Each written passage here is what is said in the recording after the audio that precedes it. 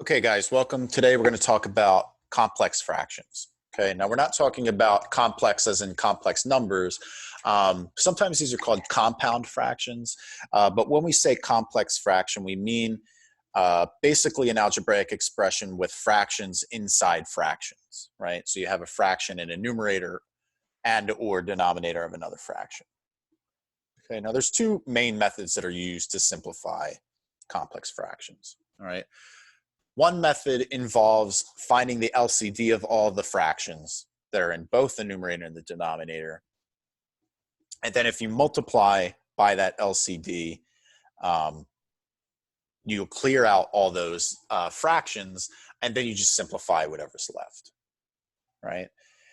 The other option is you combine the terms in the numerator into a single fraction, and then you could do the same thing in the denominator, and then you do keep, change, flip, right?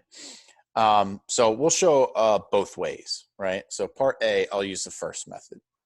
So in part A, we have 1 minus 1 over x over 1 over x squared plus 1 over x, right? Now, if you were to find the LCD of all these things, your denominators are, in the one case, it's just 1. And then you have minus 1 over x. So if you look at x, x squared, and x, your LCD there is x squared. So if you multiply the top and the bottom by x squared, let's see what happens. Well, we'll get an x squared, because x squared times 1 is just x squared. And then x squared times a 1 over x is going to give you just an x. So we get x squared minus x. And then in the bottom, x squared times 1 over x squared will leave us with a 1. And x squared times a 1 over x will again give us x. Right? So in this case, you could factor and you get an x minus 1 here, although it's not going to really help us, right? This is the best that we can do here. All right, so this was the first method. All right, now to show you that it works out the same using the other method, let's do that. So we have a 1 minus 1 over x and a 1 over x squared plus 1 over x.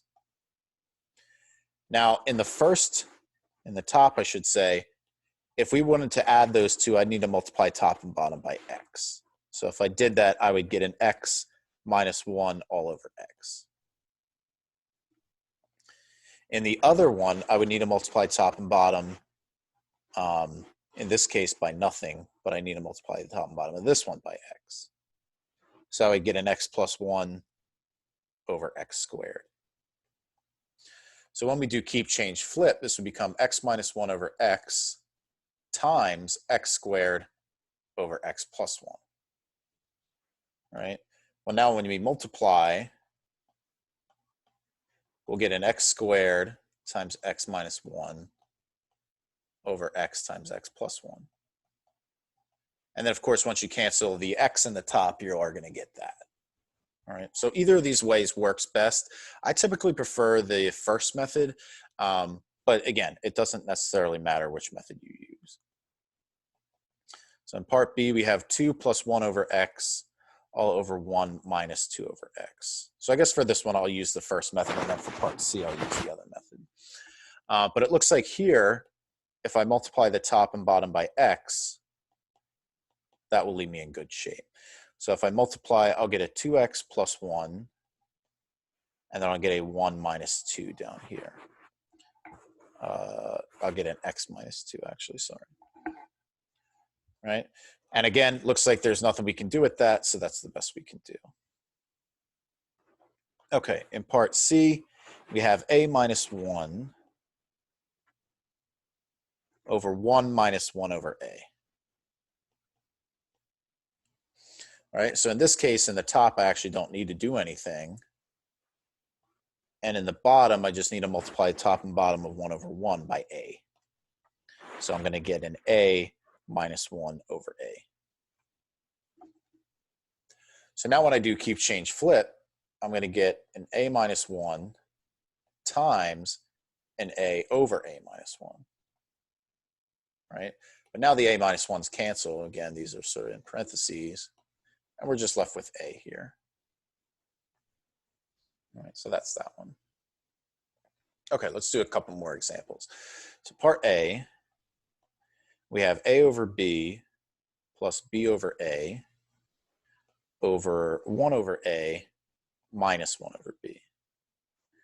So if I do the LCD method in this case, my LCD is going to be AB, right? Because I have denominators of A and B, they both occur to the first power.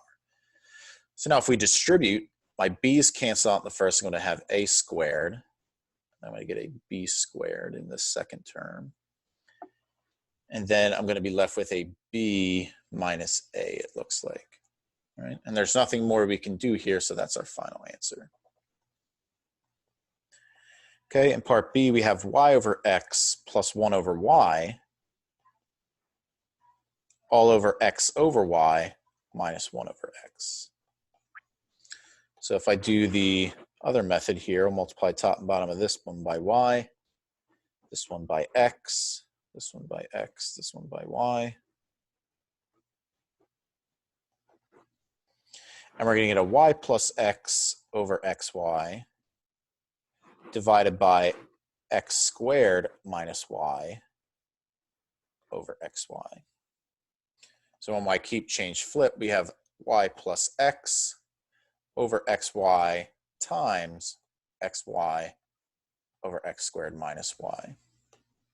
So my xy's will cancel, and I'm left with y plus x over x squared minus y. Okay, part C, we have a 1 over x minus y all over 1 over y minus x.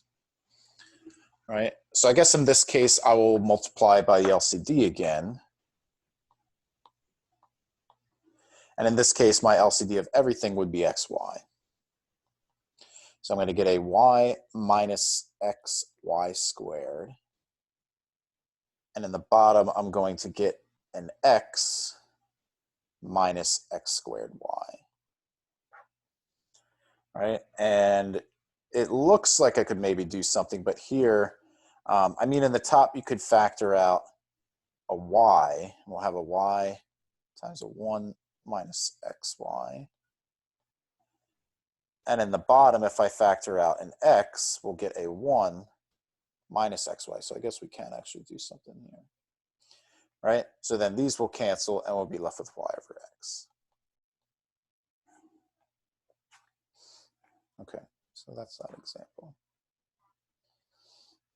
Okay, so let's see. Yep, so this is the last set of examples. And they said write as a simple fraction. I think what they mean there is just simplify it so that it's all one fraction. Okay, so we have 1 plus 1 over x all over 2 over x minus 1 over x minus 1. So this one's a little bit, a little crazy, right? So let's handle the complex fraction part first. So here, let's do the denominator method, or the keep change flip method, I should say. So that one I would need to multiply top and bottom by x, this one by x minus 1, and this one by x. So I'm going to get an x plus 1 over x all over, and then this would be a 2x minus 2 minus x all over x times x minus 1. So now when we keep change flip, and remember we still have this 1 out front, this is 1 plus x plus 1 over x times x minus 1. I'm flipping it now. And then in this part, the 2x minus x will give me an x minus 2. So it looks like I'm going to get that these x's cancel out. And this is going to be able to be written as 1 plus x plus 1x minus 1 over x minus 2. So now if I want to combine the 1 in there, I just need to think of this as over 1 and multiply the top and bottom by x minus 2. So we get an x minus 2 plus x plus 1 x minus 1 over x minus 2. right? So I guess what we should check for now is if we can simplify this, this will become an x squared minus 1, and see if we could factor anything. So this top would now become x squared plus x minus 3, right? Over x minus 2. Right? So it doesn't look like we can do anything else with that. So it looks like that's the best we can do. Okay. Part B, we have 1 over x plus 1 minus 1. So let's go ahead and we'll multiply the top and bottom of this one by x. So we get an x over 1 plus x minus 1. And we'll think of this as over 1, so we can multiply by 1 plus x. And then we'll get an x minus 1 plus x over x plus 1. So once we distribute, the x's are going to cancel, right? If we add a line, change the sign, my x and minus x will cancel, and I'll be left with negative 1 over x plus 1. Okay, so that's my final answer here. Okay, and then for part C, we have a 2 plus x over 1 minus 1 over x. Okay, so I'll do the denominator method one more time.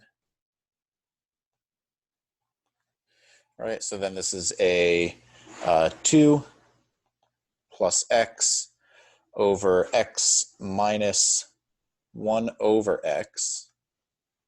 So this will become a 2 plus x times x over x minus 1. So we get a 2 plus x squared over x minus 1. Right, so then it looks like if I think of 2 as 2 over 1 and multiply by x minus 1, we're going to get a 2x minus 2 plus x squared over x minus 1. And we can't find two numbers that multiply to negative 2 and add the positive 2, so that's the best we can do. Okay, so that concludes this video on complex fractions. Hope you enjoyed, and I will see you next time.